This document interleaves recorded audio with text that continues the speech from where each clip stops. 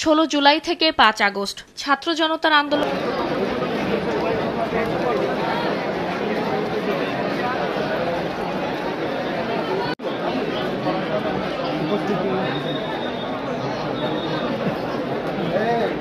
আমাদের কাছে ফোন আসে যে সাতপন্থীদের যে গ্রুপটি রয়েছে সংঘর্ষ ঘটলো। ভারতের কঠিন চক্রান্তে এবার ধর্মপ্রাণ মুসলিমদের রক্তে রক্তাক্ত হল বিশ্ব ইজতেমার ময়দান। ভারতের মাওলানা সাদ কান্ধলভির উগ্র অনুসারীদের আঘাতে 3 জন নিহত সহ আহত হয়েছেন কয়েক শত। ইজতেমা ময়দানে হত্যাকাণ্ডে জড়িতদের ছাড় দেওয়া হবে না বলে আশ্বাস দিয়েছেন স্বরাষ্ট্র উপদেষ্টা। দর্শক, এই মুহূর্তে অবস্থান করছি কাকরাইল জামে মসজিদের সামনে। আপনারা জানেন যে গত মধ্যরাতে সন্ত্রাসী কায়দায় সাতপন্থীরা টঙ্গী ইজতেমার ময়দানে কিন্তু এইমাত্র আপনারা সংবাদ শিরোনাম দেখেছেন, এখন দেখবেন বিস্তারিতর প্রথম অংশেই আপনারা দেখেছেন যে বাংলাদেশে ইজতেমার মাঠে যে আন্দোলন, যে মারামারি হয়েছেন, এর পিছনে শেখ হাসিনার নির্দেশ আছে এমন কিছু প্রশ্ন উঠে এসেছে সাধারণ জনগণের মুখে। তবে কতটা সত্য এই ভিডিওর মাঝেই আপনারা পেয়ে যাবেন। এদিকে 5 আগস্ট থেকে যেভাবে এই ইন্টারনেট বন্ধ করা হয়েছিল, এই সূত্র ধরে এগুলা পলক স্বীকৃতি দিয়েছেন যে বাংলাদেশে ইন্টারনেট বন্ধের জন্য শেখ হাসিনা নিজেই অনুমতি দিয়েছিলেন। এদিকে বাংলাদেশে বর্তমানে এই নতুন করে যে ঘটনা হয়েছে রূপালী ব্যাংকে, যেখানে ডাকাতদের হাতে ম্যানেজার জিম্মি, এমন সূত্র ধরে সেনাবাহিনী, র্যাব, পুলিশ সেখানে সবাই ঘিরে রেখেছেন। বাংলাদেশের এই পরিস্থিতিতে ডক্টর ইউনূস মন্তব্য তুলে ধরবেন নাকি এই দেশকে রক্ষা করবেন? কঠিন চক্রান্তে এবার ধর্মপ্রাণ মুসলিমদের রক্তে রক্তাক্ত হল বিশ্ব ইজতেমার ময়দান। ভারতের মাওলানা সাদ কান্ধলভির উগ্র অনুসারীদের আঘাতে 3 জন নিহত সহ আহত হয়েছেন কয়েক শত। তবে তাবলিগ জামাতের ভেতরে যা হচ্ছে এর পুরোটাই আসলে ঘটছে আওয়ামী লীগ আর নাস্তিকদের প্ল্যাটফর্ম ডেইলি স্টারের সম্পাদক মাহফুজ আনামের ইশারায়। কারণ এই মাহফুজ আনাম হচ্ছে সাদ গ্রুপের মুরব্বীর বোন জামাই। সব মিলে ইজতেমা নিয়ে কি চক্রান্ত করছে পতিত আওয়ামী লীগ সরকার আর ভারতের দোসররা। মাঝরাতে ধর্মপ্রাণ মুসলিমদের ওপর যে আঘাত করা হলো, সেই অস্ত্র শস্ত্র আসলো কোথা থেকে? এছাড়াও ইজতেমার সর্বশেষ আপডেট সম্পর্কে বিস্তারিত জানতে ভিডিওটি না টেনে শেষ পর্যন্ত দেখতে থাকুন।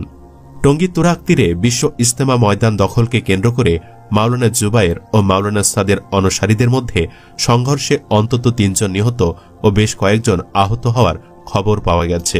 বুধবার সকালে ঘটনাস্থলে উপস্থিত থাকা গাজীপুরের পুলিশ কমিশনার মোহাম্মদ নাজমুল করিম খান বলেন, মঙ্গলবার রাত 3টার দিকে শুরু হওয়া এই সংঘর্ষে এখন পর্যন্ত 3 জন মারা গেছেন। সংঘর্ষে নিহতরা হলেন কিশোরগঞ্জের পাকুন্দিয়া থানার 11 সিন্ধু এলাকার বাচ্চু মিয়া ও ঢাকার দক্ষিণ খানের বেড়াইদ এলাকার বেলাল হোসেন। অপরজন হলেন মাওলানা সাদের অনুসারী বগুড়ার মোহাম্মদ তাজুল ইসলাম। মাওলানা জুবায়ের পন্থীদের ইজতেমায় সাদপন্থীদের হামলার পেছনে ভারতের চক্রান্ত দেখছেন অনেকেই। বিখ্যাত প্রবাসী সাংবাদিক ইলিয়াস হোসেনও তাই বলছেন। এক স্ট্যাটাসে তিনি লিখেন, তাবলিগের ভেতরে যা হচ্ছে পুরোটাই মাহফুজ আনামের খেলা। সাদ গ্রুপের মুরব্বীর বোন জামাই হচ্ছেন মাহফুজ আনাম।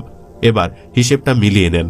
সম্মানিত আলেমদেরকে জ্ঞান দেওয়ার মতো সক্ষমতা আমার নেই, শুধু এতটুকুই বলবো, আপনারা আশা করি তাদের ষড়যন্ত্র বুঝবেন এবং প্রয়োজনে ভারত থেকে কোনো অতিথি ছাড়াই এবারের ইজতেমা সম্পন্ন করবেন। কারণ বাংলাদেশে ভারতের চেয়ে আলেমের সংখ্যা কম নেই। ভারত থেকে কেউ যদি আসে তাহলে তারা সাধারণ মেহমান হিসেবে থাকতে পারে, কোনো নেতৃত্ব তাদের হাতে দেওয়া উচিত হবে না। শক্তভাবে বললে আমি মনে করি এ ধরনের গ্রুপিং করে ইজতেমা করার কিছু নেই, কারণ এটা ফরজ কিছু না।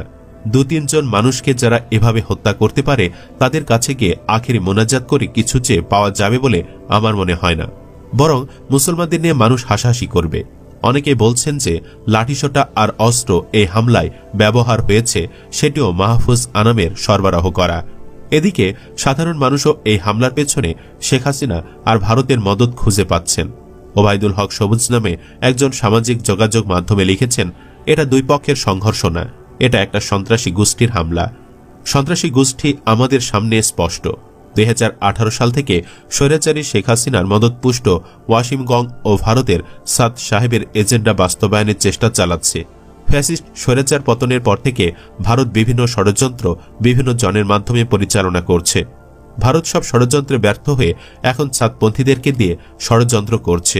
জাতির সামনে স্পষ্ট, সাদপন্থী সকল লিডারগুলো আওয়ামী লীগপন্থী স্বৈরাচারী দোসর।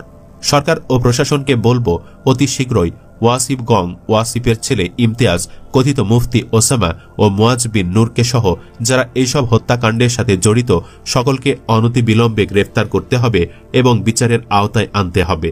সরকার যদি এ সন্ত্রাসী গোষ্ঠীকে বিচার আওতায় আনতে ও গ্রেফতার করতে ব্যর্থ হয়, তাহলে পরবর্তীতে কোনো অনাকাঙ্ক্ষিত ঘটনার জন্য সকল দায়ভার সরকার ও প্রশাসনকে গ্রহণ করতে হবে।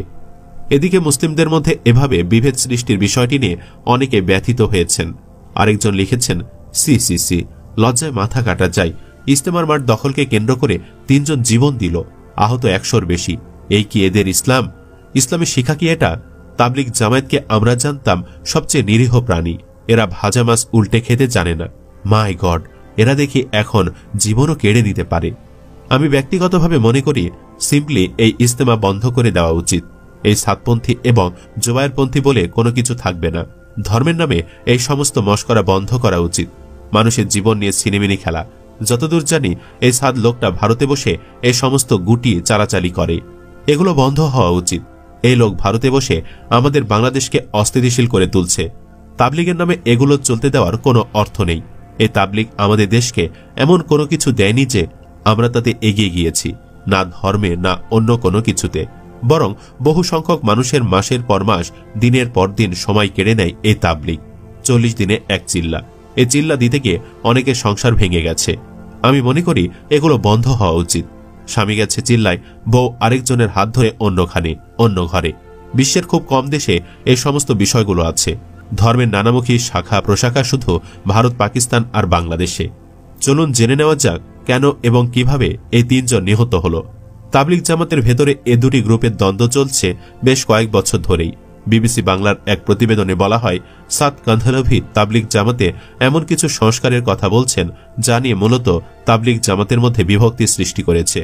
সাদ কান্ধলভির মতে ধর্মীয় শিক্ষা বা ধর্মীয় প্রচারণা অর্থের বিনিময় করা উচিত নয়, যার মধ্যে মিলাদ বা ওয়াজ মাহফিলের মতো কর্মকাণ্ড পড়ে বলে মনে করা হয়। তিনি বলেন, মাদ্রাসাগুলোর শিক্ষকদের মাদ্রাসার ভেতরে নামাজ না পড়ে মসজিদে এসে নামাজ পড়া উচিত, যাতে মানুষের সাথে যোগাযোগ বাড়ে।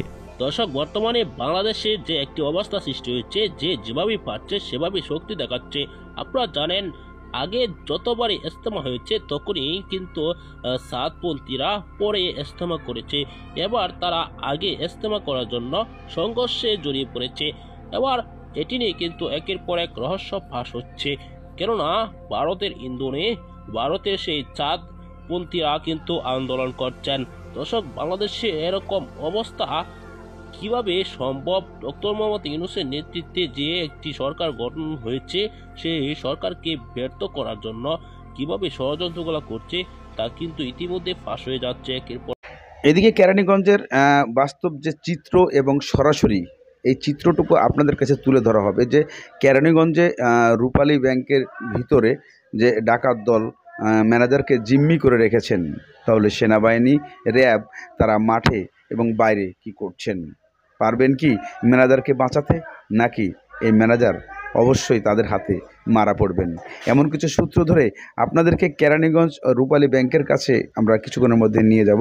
তার আগে আবারও নতুন করে যে কথাটি উত্থাপন হয়েছে যে অন্তর্বর্তীকালীন সরকারের আগে যে যখন ছাত্র আন্দোলন, পশ্চিমবঙ্গ ছাত্র আন্দোলন হয়েছিলেন, তখন ইন্টারনেট বন্ধ করা হয়েছিল, কার নির্দেশে হয়েছিল, সেই যুক্তিতর্কর মাধ্যমে এটা বের হয়ে এসেছে কোর্টের মাধ্যমে, যেখানে তখন পলক বলেছেন যে সেই সূত্র ধরে আমরা এটা কিছুই জানি না, এটা মাননীয় প্রধানমন্ত্রী নিজেই বলেছিলেন এবং উনি নিজেই পারমিশন দিয়েছিলেন।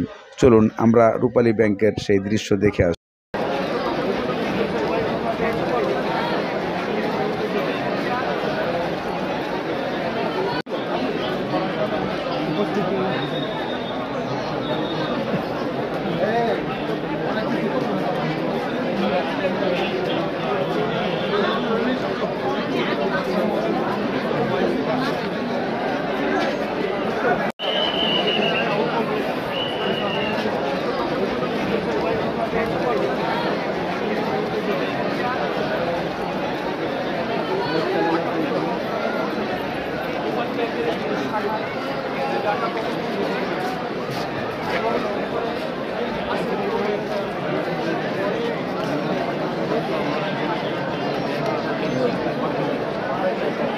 এলাকার